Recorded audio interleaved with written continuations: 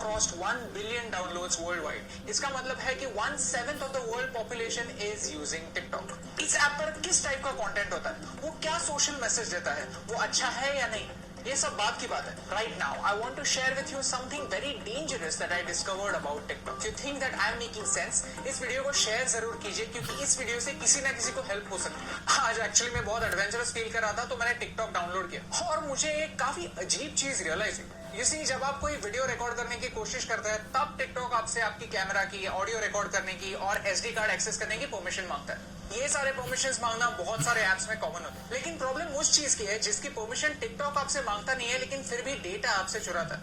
That's your location. आप ये खुद चेक कर सकते हैं. सेटिंग्स में जाइए और ऐप परमिशंस में जाकर टिकटॉक को सर्च कीजिए. लोकेशन का कहीं पे मेंशन भी नहीं होगा. लैंग्वेज सिलेक्ट करते वक्त मैंने सिर्फ इंग्लिश सिलेक्ट किया था, फिर भी मेरे फीड में हिंदी वीडियोस है, मराठी वीडियोस भी है. टिकटॉक को कैसे पता चल रहा है कि आप कहाँ पे? जस्ट एज अ प्रिकॉशन मैंने लोकेशन भी ऑफ कर दिया था. लोकेशन ऑफ करने के बाद गूगल मैप्स भी ठीक से नहीं चल पाता.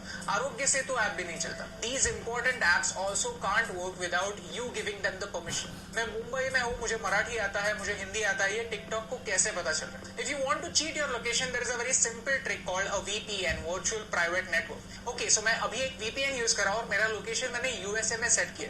On YouTube, all the ads that I'm getting over here are from the US. So मैंने YouTube को ट्रिक कर दिया. As you can see, मेरा Hotstar नहीं चल रहा है. और मजे की बात यह है कि अगर मैं TikTok पे जाता हूँ तो I can see all the same videos. So how is TikTok doing it? I found the answer. TikTok is using the data from your SIM card. जो सारा इन्फॉर्मेशन जा रहा है वो मेरे सिम कार्ड से जा रहा है. क्या आपको समझ रहा है कि ये कितना डेंजरस है, कितना सिनिस्टर है?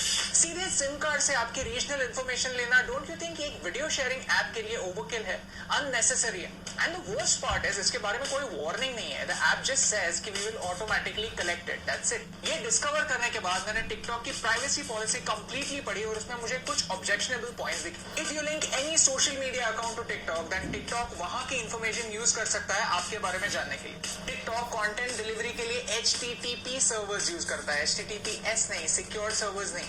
तो ये सर्वर्स हैक हो सकता है. इस वीडियो में किसी ने डेमोन्स्ट्रेट किया है कि कैसे ऑफिशियल अकाउंट से एक गलत मैसेज फॉरवर्ड हो सकता है. आपका अकाउंट डिलीट होने के बाद भी टिकटॉक जब तक चाहे आपका डेटा उनके सर्वर्स में रख सकता है. और मेरा टिकटॉक के साथ सबसे बड़ा प्रॉब्लम है आर्टिफिशियल इंटेलिजेंस. कि बाइटडांस जो टिकटॉक की पेरेंट कंपनी है वो एक आर्टिफिशियल इंटेलिजेंस कंपनी है. उनका प्रोडक्ट कंटेंट क्रिएशन का प्लेटफॉर्म नहीं है, उनका प्रोडक्ट है algorithm. You see, China wants to be a superpower in AI by 2030. Computer की भाषा क्या होती है?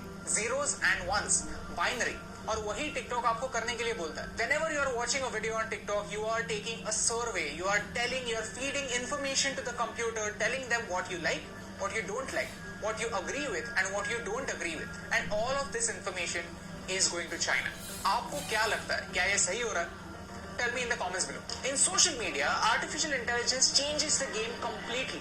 कंप्यूटर डिसाइड करता है कि आपको क्या देखना चाहिए और क्या नहीं देखना चाहिए. सर्च का ऑप्शन ना होने की वजह से प्लेटफॉर्म कंट्रोल करता है कि आप क्या देखेंगे और ये एक बड़ा प्रॉब्लम है. ओके, सो चाइना पर आता है. चाइना में ऐसा लॉ है कि if you are a Chinese company then you have to share the data that you collect with the Chinese government. And because of this, Indian ministry of defence ने armed forces को 42 apps अपने phone से delete करने के लिए कहा. India does not have a proper data protection act.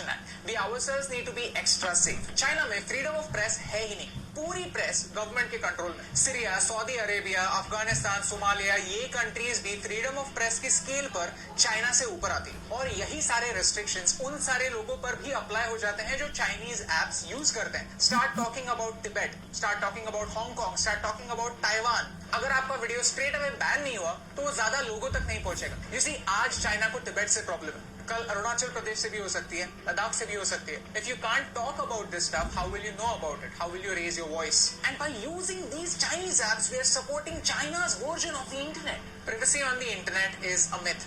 हम जब भी कोई सर्विस फ्री में यूज करते हैं तो हम उनके प्रोडक्ट होते हैं. हमारा डेटा हमारी करेंसी होता है. शुड यू डिलीट टिकटॉक और any other app for that matter? ये बताने वाला मैं कोई नहीं होता. but you can definitely take some precautions. If you have Chinese apps on your phones, then don't use UPI or any net banking apps on the same phone. When creating an account, don't use Google to sign in. Create a new account, use a different password. Cyber theft is real. Keep changing your passwords and keep your emails safe. If you go to haveibeenpawned.com, you can find out whether your personal information has been breached. All I want to say is this is not TikTok versus YouTube. I am giving you TikTok's example because TikTok is popular and you can check it yourself. If you're a TikTok creator, then this concerns you more than me because आपका data ज़्यादा share हो रहा है. It's important for you to know कि China के products को सस्ता मत समझिए, China के apps को free मत समझिए because everything comes at a cost. My question is, can you